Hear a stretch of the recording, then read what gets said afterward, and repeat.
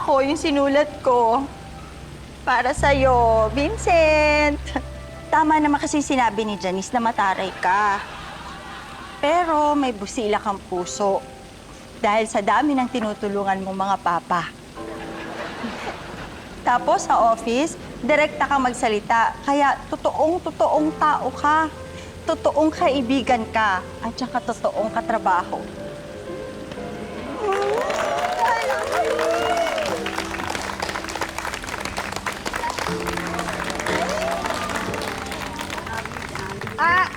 Sa akin, wala bang nagsulat ng papuri?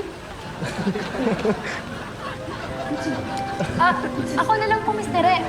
May sinulat ako tungkol sa inyo. Pero may sinulat rin ako sa mga ka-team ko. Oo. Pero bago ko nabasahin, sana maging kasing saya namin yung grupo nyo. Oo nga po. Di ba? Oo nga po. True po yan.